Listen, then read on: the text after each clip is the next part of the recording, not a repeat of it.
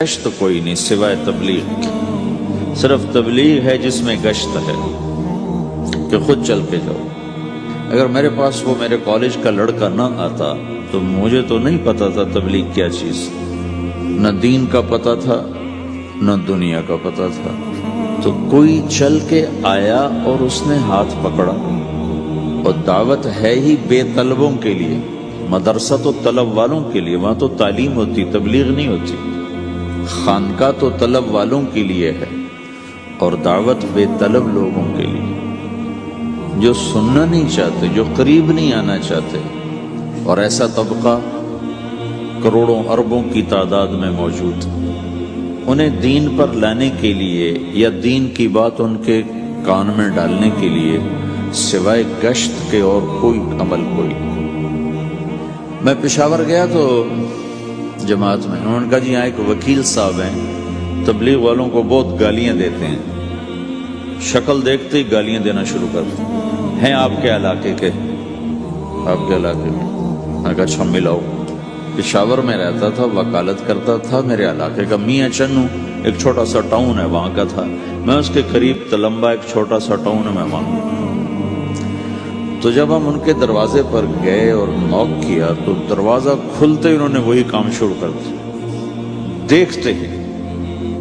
اور کہا میں نے تمہیں کتنی دفعہ کہا ہے، وہ جو مقامی، کہ تبلیغ والوں کو میرے دروازے پر مت لایا کرو۔ تو اب بتاؤ، میں اگر یہ تبلیغ کے رگڑے نہ لگے ہوتے تو میں تو 2 تھپڑ اس کے منہ پہ مارتا، یا مفتی صاحب کی طرح فتویٰ سناتا تو اسلام سے خارج ہو گیا ہے، توبہ کر۔ میں نے اس سے کہا بھائی میں تو تبلیغی بن کے آپ کے پاس نہیں آیا، میں تو اس لیے آیا ہوں کہ مجھے پتہ چلا کہ آپ میاں چنو کے ہیں اور میں تو لمبے کا ہوں، تو میں تو اس لیے آپ کو ملنے آؤں۔ تو ایسے ہوا، اچھا آپ تو لمبے کے ہو؟ میں نے کہا تو لمبے کا ہوں۔ کہو اچھا اچھا اچھا، بڑی مہربانی، فرمائیے۔ میں نے کہا فرمائیے ایسے تو نہیں ہوگا، گھر بٹھاؤ پھر فرمائیے ہوگا۔ تو اس نے دروازہ کھولا، ہمیں بٹھایا، میں نے کوئی تبلیغ کی بات نہیں کی، چائے وائے پلائی۔ تو میرے والد صاحب اپنے علاقے کے مشہور آدمی تھے، تو جب میں نے اپنا تعارف کرایا تو وہ اور خوش ہو گیا، کہا تو آپ کے باپ کا الیکشن تو میں نے لڑا ہے، ان کے لیے ووٹ مانگنا۔ تو ایسا خوش ہو گیا، کھل گیا، چائے پلائی، بات چیت ہوتی رہی۔ تو اٹھتے ہوئے میں نے کہا فلاں مسجد میں ہماری جماعت آئی ہوئی ہے، میں نے کہا چلو آپ کو بتا دوں۔ مغرب کے بیان میں وہ آیا ہوا تھا، پھر جتنے دن میں وہاں رہا وہ آتا رہا آتا رہا آتا رہا، میں واپس چلا گیا۔ بیچ میں کئی سال گزر گئے، لاہور کیولری گراؤنڈ ایک مشہور جگہ، وہاں میرا بیان تھا۔ جو کرکٹر آئے ہوئے تھے، ان کو ہم نئے سعید انور، انضمام، مشتاق، ان کو ہم قریب کر رہے تھے، اس وقت نئے نئے ان کو قریب کر رہے تھے، تو یہ لوگ آئے ہوئے تھے۔ تو بیان کے بعد ان کو لے کر ہم ایک کمرے میں بیٹھے، اس کمرے کی دیوار شیشے کی تھی، تو لوگ اندر آنے کی کوشش کر رہے تھے، تو ان پہرے والے ان کو روک رہے تھے۔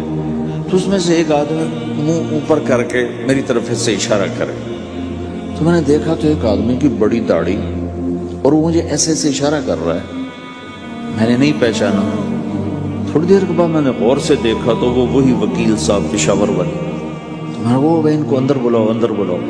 وہ اندر آئے تو میں اٹھ کے ملا، کہنے لگے یہ دیکھو یہ تمہارا ایک گشت، میرا وقت بھی لگ چکا ہے، بدنوں کا چلہ لگا ہے، یہ 3 چلے لگے ہیں۔ تو جو دیکھو نا، آپ میں سے کئی لوگ پھیری لگاتے ہیں، جس کو گجرات پھیری لگاتا ہوں، پھیری۔ میں پہلے سمجھا ہی نہیں، پھیری تو کہتے ہیں چھوٹے جہاز کو جو سمندر میں چلتا ہے، میں سمجھا یہ پھیری لگاتے ہیں، پھیری، اور وہ تو گجراتی میں پھیری کہتے ہیں پھیری کو۔ تو پہلے تو میں چکر کھاتا رہا کہ یہ کیا ہے پھیری، پھیری تو چھوٹے جہاز کو کہتے ہیں، چھوٹا بحری جہاز۔ تو پھر بعد میں کسی نے کہا کہ یہ چل پھر کے سودا بھیجا، اچھا اچھا پھیری کو پھیری کہہ، تم خدا کو خدا کر دیتے ہو، خدا کا شکر۔ ایک تو خدا لفظ ہی میں نے پہلے کہا تھا بولنے کا نہیں ہے، ایک اس کو خدا کو خدا کر دیتے ہو، خدا کی قسم۔ تو تم پھیری لگاتے لگاتے گاہک بنا لیتے ہو، نہیں بناتے ہو؟